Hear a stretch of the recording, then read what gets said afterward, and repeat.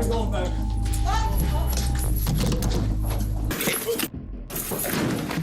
You up, man? Who go first? Dang, I ain't.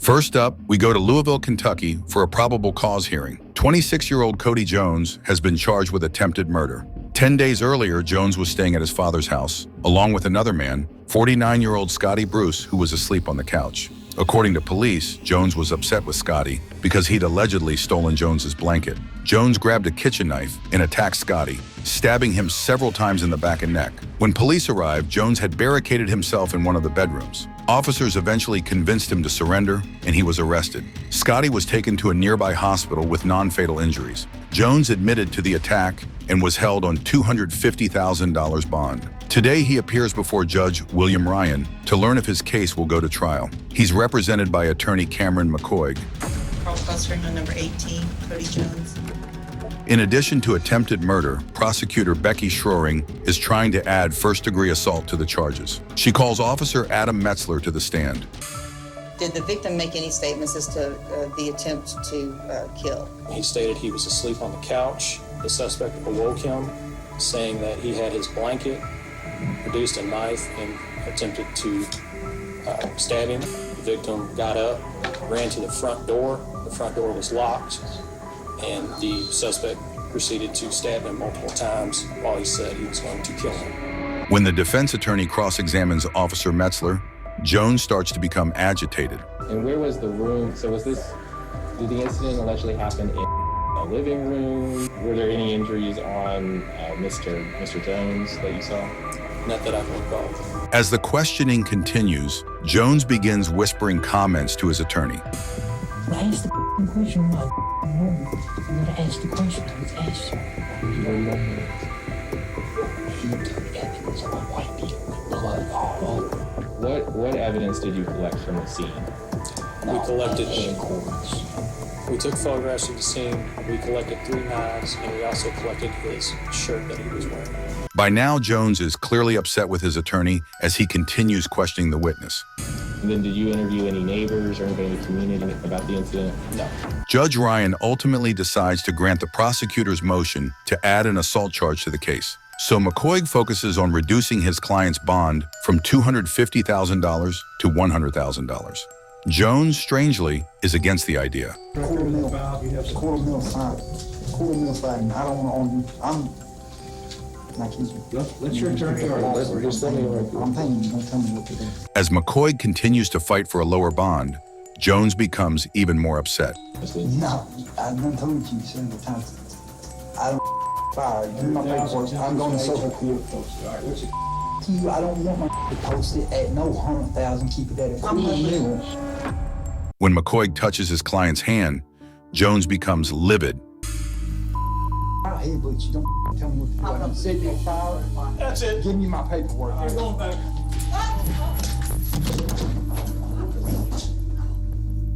After a quick warning, I hate, but you don't tell me what to do. Jones delivers a headbutt to his own lawyer. Deputies quickly restrain Jones and take him to the floor. On your belly. On your belly. Mr. Jones, let me get a control of you there. I'm going to go ahead and I'll keep the bond where it is. Jones is taken into custody. As for McCoy, he suffered no injuries from the attack. I'm good. That was just a light scratch. Good job, Sheriff. Jones hired a new lawyer, but he was further charged with third-degree assault for the courtroom headbutt, while Cody Jones used his forehead to let everyone know of his displeasure. How does it compare to getting tased in the courtroom? Like in the case of Percy Phillips, who's facing charges for retaliating against a witness in Louisville, Kentucky, where a hearing is underway in the Jefferson County Circuit Court to determine if 45-year-old Percy Phillips is competent to stand trial. Jay Lambert on behalf of Mr. Phillips, Your Honor. He's present and seated next to me. Phillips is accused of retaliating against a witness inside the courtroom during a previous trial. And it would be our position that Mr. Phillips is presently incompetent to stand trial. If we end up in trial, there is no way I can competently even frame a defense. I have asked Mr. Phillips, what do you want me to say or do at your trial? And he won't tell me. He literally, for years, has not said a word. Before turning things over to the prosecution, Phillips' lawyer issues a warning. Mr. Phillips has shared that he doesn't know exactly what he'll do in certain situations in the courtroom. He thinks he just may explode. Now it's over to the prosecution. Your Honor, it's interesting to remember that the conclusion of the case, when the defendant was unhappy with the verdict and unhappy with the sentence, he threatened the police officer who testified against him. Bang your goddamn black. You up, man. Who got first? Dang, now you.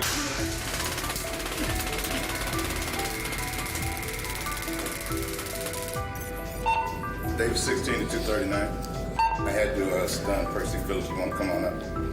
Remember that just moments earlier, Phillips' attorney seemingly predicted what was about to happen. He thinks he just may explode. After sitting for more than 20 minutes without showing a single emotion, Phillips erupts and heads towards the prosecutor's table. Phillips is first grabbed by this deputy. What you can't hear on the tape is another deputy in the corner of the courtroom yelling the word taser. This is a signal for the other officer to move out of the way.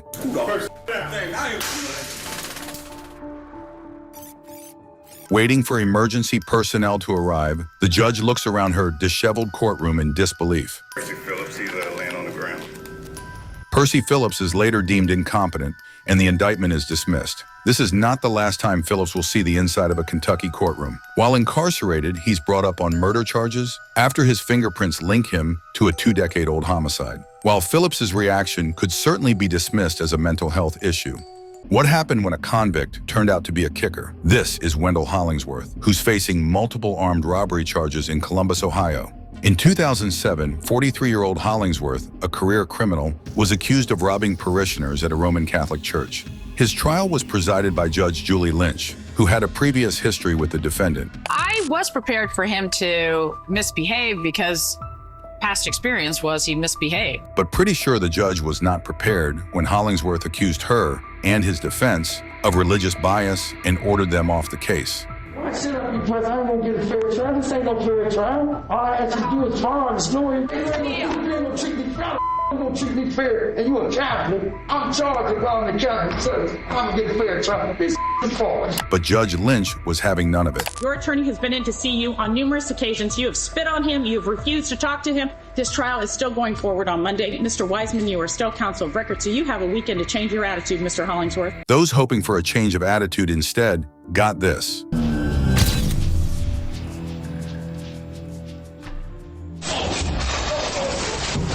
As he was being wheelchaired into court, Hollingsworth suddenly kicked out at the defense attorney. Court deputies were on him in a flash and attempted to tase the defendant. But in the chaos, one of the other deputies got tased as well.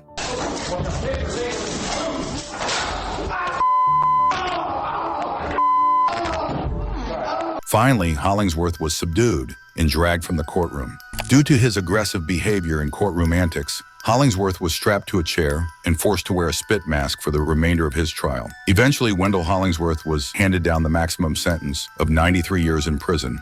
Fortunately, defense attorney wasn't seriously injured, unlike our next attorney. Lawyers are about as popular as Darth Vader and the tax collector, but no matter what you think about them, you had to feel awful for that attorney who got knocked out cold by his own client in a Kentucky courtroom this week. Well, the good news is public defender Doug Crickmer is out of the hospital, and he's back at the very courtroom where it all happened for us this morning. Doug, good morning to you. This is Peter Hafer. He is inside Scott County Circuit Court in Georgetown, Kentucky. Peter Hafer really doesn't want this man, court-appointed lawyer Doug Crickmer, to handle his case. Present me no more. Well, and the issue's that he just ain't doing nothing. He ain't doing nothing. 30-year-old Hafer was recently arrested for burglarizing a local Kmart store. Today at his pretrial hearing, he's begging the court for a new attorney. Part of legally what Mr. Hafer wants is not permissible or would not be allowed by the court. I've tried to explain that to him. Yeah, explain that. Are you asking the court to represent yourself then? No. Because, you know, Mr. Crickner has obviously several cases on this docket. Every time he tells me something, he lies. So, I mean, you know, his word is no good. So how can I trust anything he says? There's not an attorney in this town that's going to be ready for a trial on February the 25th or the 27th, and I'm not going to continue it at this point in time. He don't even care. When I try to explain something to him, all he does is when I'm talking to him, back out the door. Hafer just can't seem to get his point across. I'm telling you, this ain't working. I'd rather have the prosecutor be my attorney than him. He'd probably give me a better trial. It looks like Hafer and Crickmer are stuck with each other. You got two guys here that are talking about one another as if the other guy's not even in the room. You can just feel that tension between these guys. You know something's going to happen. Unfortunately, Mr. Hafer doesn't get to pick and choose his public defenders until such a time as Mr. Barnes signs somebody else. I'll continue representing. He just pops him right in the face. Well, he definitely one-shotted me, that's for sure.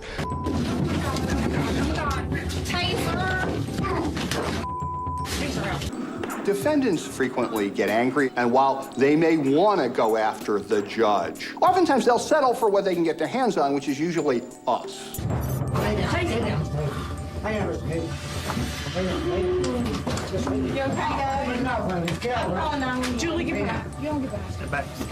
Watch that again. Unfortunately, Mr. Hafer doesn't get to pick and choose his public defenders. Hafer seems relatively calm until he doesn't. Hafer apparently landed several punches to the stomach and face of Crickmer before being restrained. I can understand where he was coming from. He was frustrated. He's certainly nervous about his future. I wish Mr. Hafer no ill will. Crickmer was admitted to Georgetown Community Hospital and released later that day. I've had some bruising in the face, some swelling. I had a cut on my cheek. They took me to the hospital after it occurred, ran a CT scan, checked me over, and came out okay.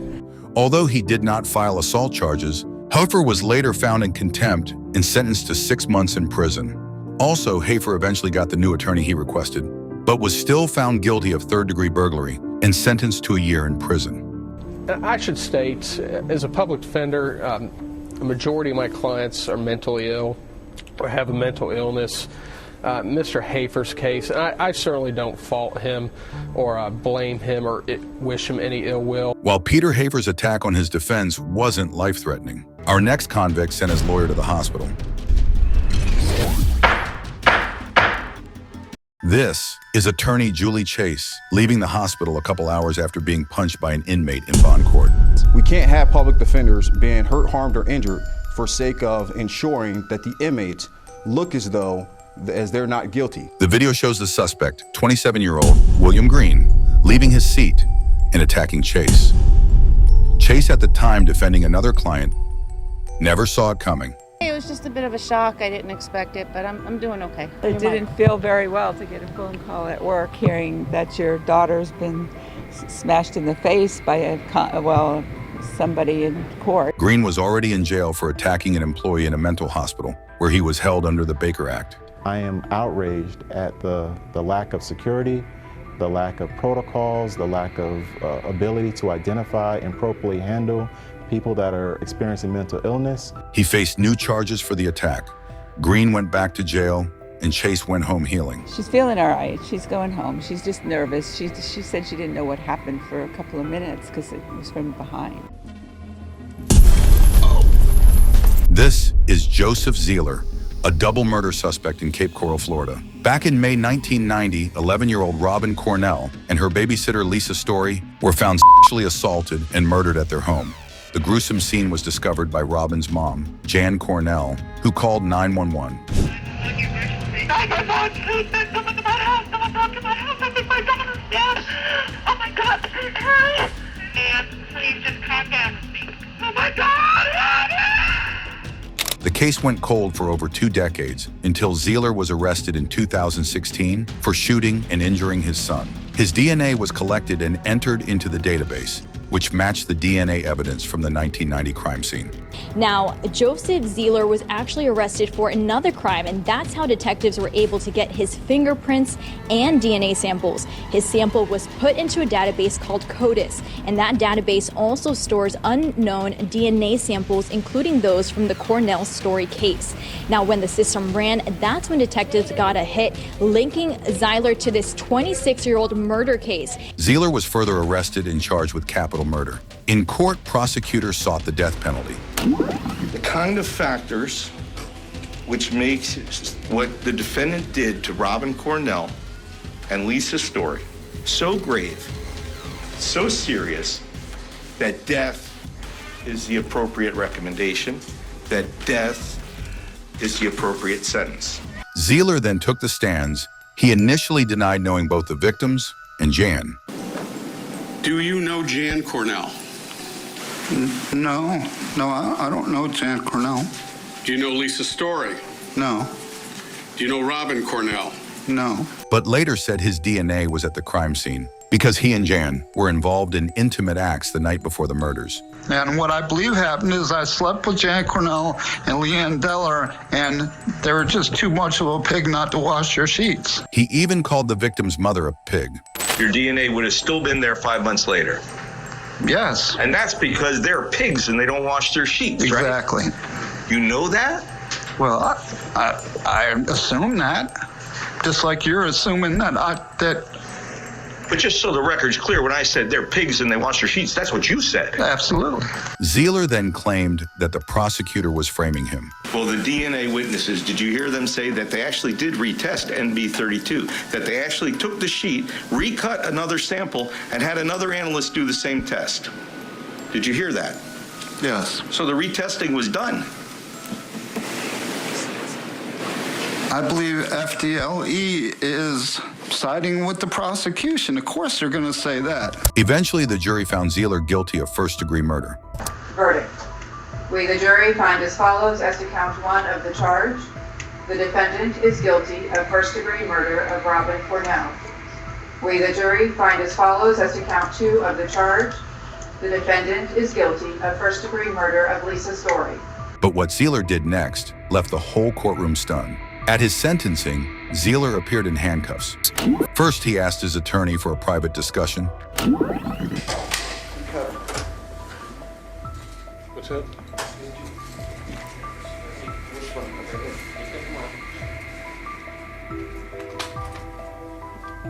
As the attorney leaned in, Zeeler threw a cheap shot with his elbow. Thankfully, the detectives quickly subdued him.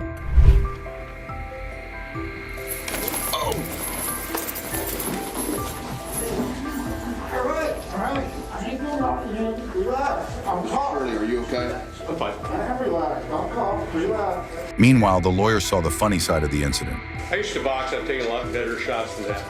I had no idea he was going to do something like that. Obviously, he's been planning on that, but as he was going down, he said he was sorry he missed. Oh, he's been cooperative throughout the entire case. It's just, I mean, we've provided him with discovery. We've gone to see him and talked to him. After the dust settled, it was time for Zeeler to learn his fate. The court's review of other capital cases has led the court to conclude that the death penalty would be a proportionate sentence in this case. Therefore, the court concludes that under the laws of the state of Florida, the defendant has forfeited his right to live. He was sentenced to the death penalty. Accordingly, it is ordered and adjudged that the defendant, Joseph Adam Zeeler, is hereby sentenced to death for the murder of Robin Cornell and the murder of Lisa Story. While Joseph Zeeler's attack on his defense seemed premeditated, how does it compare to convict that almost killed his lawyer, like in the case of Joshua Harding?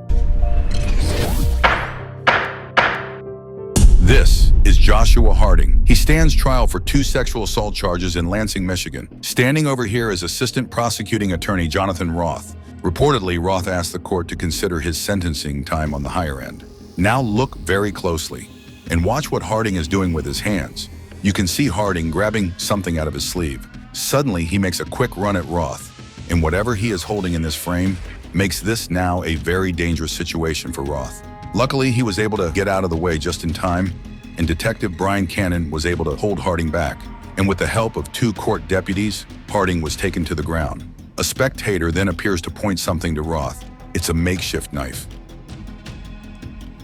Harding was sentenced to 20 to 60 years after he pleaded guilty to assault with intent to murder, which will be served consecutively to his 19-year sentence for the sexual assault. While Joshua Hardings failed to hurt his defense,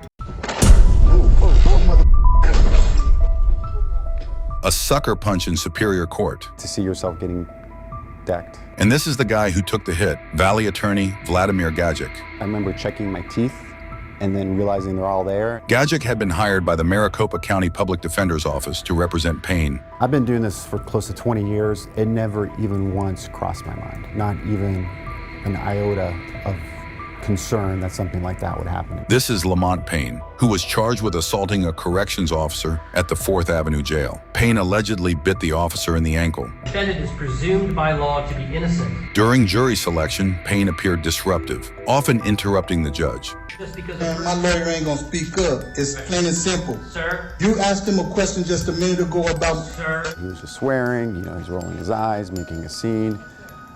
Just causing a commotion, just being a troublemaker. I think that they should be the law. Courtroom video shows the defendant trying to get his attorney's attention, then complaining out loud. I've been giving him questions, he won't speak up. Sir, that's because it's not his turn to ask questions. The judge had enough. He orders Payne out of the courtroom, but the defendant does not go quietly. If you continue to have outbursts, I'm gonna have to remove you. Now it's appropriate time. I keep telling you he's a problem. Deputy, please remove him. That's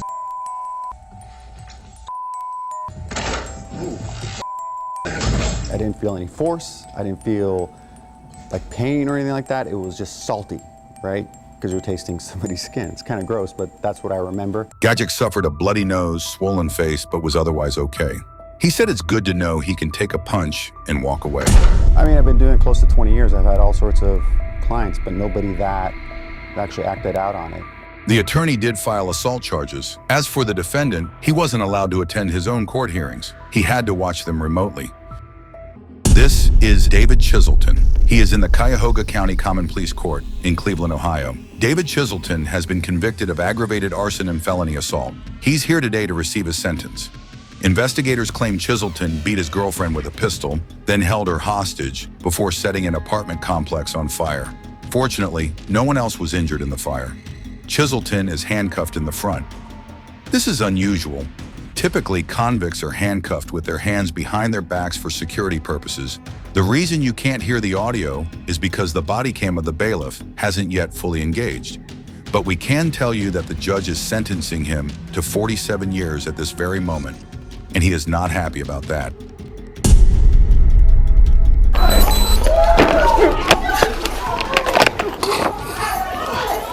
The man he just attacked was his own attorney, Aaron Brockler. Hey, you calm? Hey, yeah, you calm? Yeah. No, you messed up, right? You understand that, right? Okay? Mm-hmm. Listen, when I uncuff you, put your hand behind your back. Do you understand? Yeah. Okay? They're now cuffing him behind his back. Relax your hand, relax your hand. What's wrong? My shit broke. I turned to him because I was about to tell him that I would come and meet with him privately to see if there was anything we could do to reduce his sentence. But before I could even open my mouth, I just heard a swoosh sound, and all I remember is waking up on the floor underneath the table. For a moment, he tried to object to the sentence, and then he basically just wheeled around and punched his defense lawyer, who was standing to his left, with both hands. His hands were cuffed in front, and he got both hands and probably the cuff into the lawyer's face and hit him real hard and knocked him down. But the deputies, to their credit, were on him immediately and had him incapacitated within a couple of seconds. But 3 deputies escort Chiselton out of the courtroom. Yeah. And down to the holding cell. SRT! He assaulted his own attorney just right after he got sentenced to 45 years. So right now, assaulted me. it was pretty heinously violent. We deal with a lot of violent stuff that's on paper, or maybe there's a video, a security video. But to have an act of really vicious violence that happens right here in the courtroom, it's very unusual.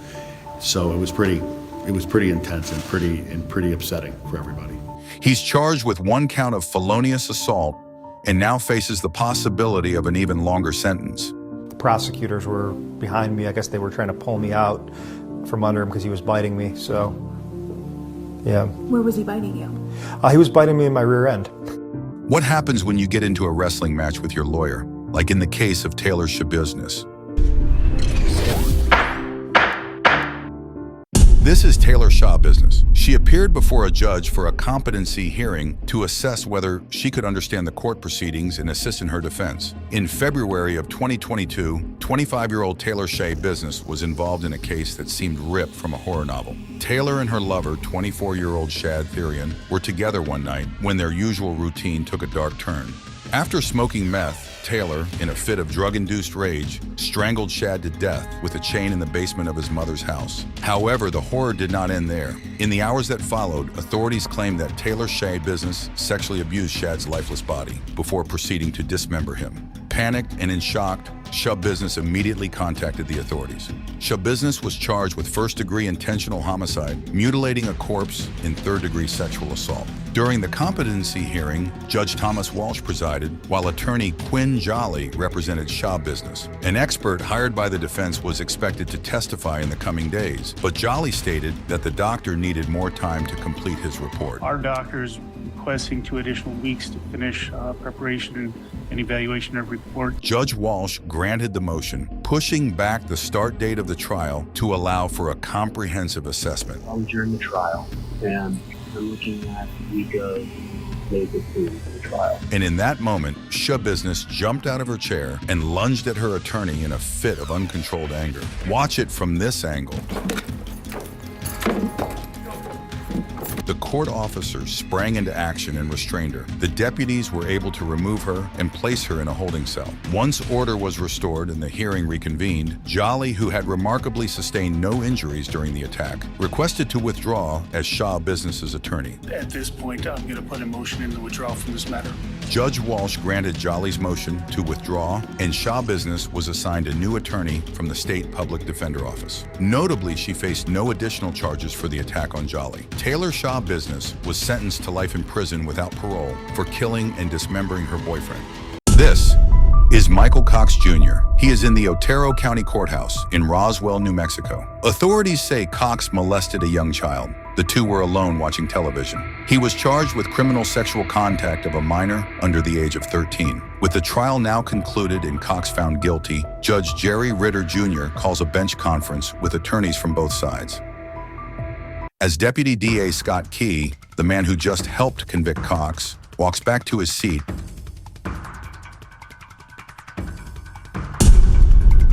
Cox unleashes his frustration.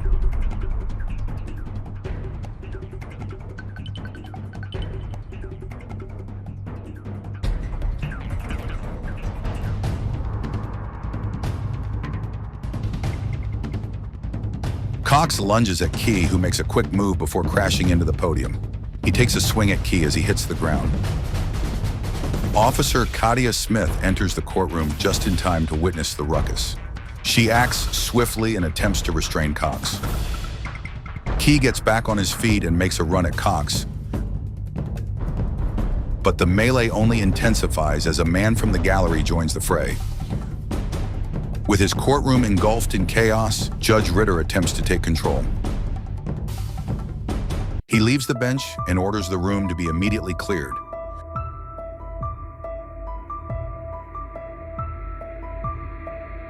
With the confrontation now over, Key pulls himself together. He takes a moment to fix his hair and then straightens up the area, even putting a trash can back in place while Cox is cuffed and led away. Order is finally restored. Michael Cox Jr. received 18 years for criminal sexual contact with a minor, and for his ill-advised attack on Key, the newly convicted felon picked up an additional 6 years for felony battery on a peace officer and misdemeanor aggravated battery. Both sentences will run consecutively.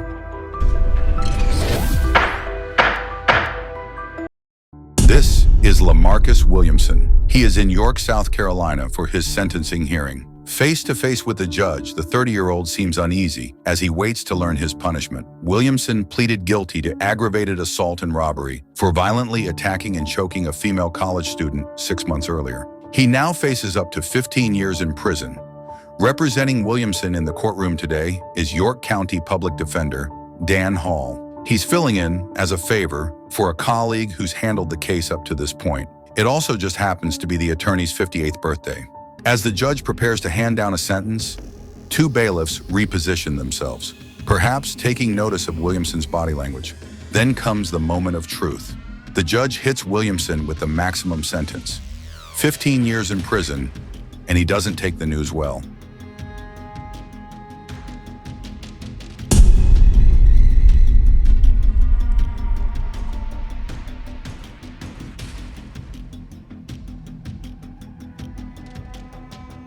After the judge makes his ruling, Public Defender Dan Hall places his hand on Williamson's back, perhaps as a comforting gesture.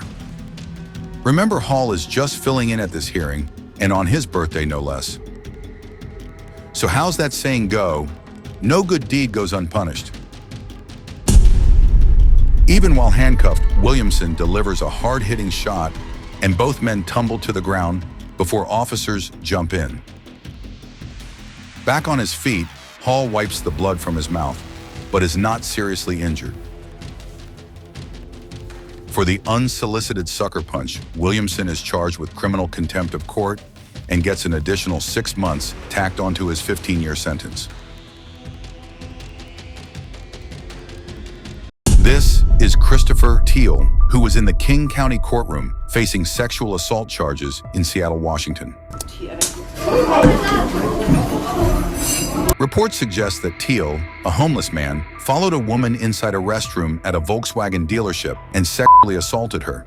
He was arrested after company employees barged in and stopped the attack. Teal was charged with first-degree sexual assault and unlawful imprisonment. He appeared in court for a competency hearing, represented by his lawyer, Reed Berklin. As the hearing began, Teal seemed amused and raised his arm towards Berklin before being stopped by a court officer. Mr. Teal's present, he's in custody, he's represented by counsel, Mr. Berklin. Then suddenly, without provocation, Teal snapped. Standing from his counsel, who I'll defer to in a moment, that they are now stipulating that Mr.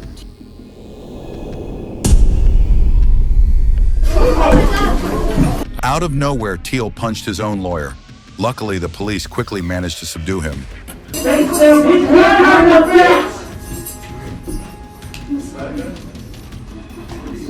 Put your hands behind your back now.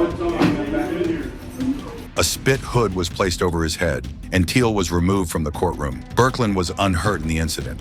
Barring his pride, he promptly withdrew from the case. Regarding the Christopher Teal matter. No. Okay. I have a question though. Are you running a diminished capacity or insanity or anything of that nature? I don't have anything to talk about. The next time Teal appeared in court, the officers ensured he wouldn't be punching anyone. Teal was seen heavily strapped to a chair. However, he still had one complaint. Teal's biggest concern was how his hair looked in his mugshot. I'd like to know where the they got that photo of me with my short hair. Because that was on Facebook, and I don't have a Facebook. All right. So you're on it. Legitimate question. Like, do they have access to Google? The judge scheduled another hearing in a week's time. Eventually, Teal was sentenced to 8.5 years in prison. While Teal's reaction could certainly be dismissed as a mental health issue,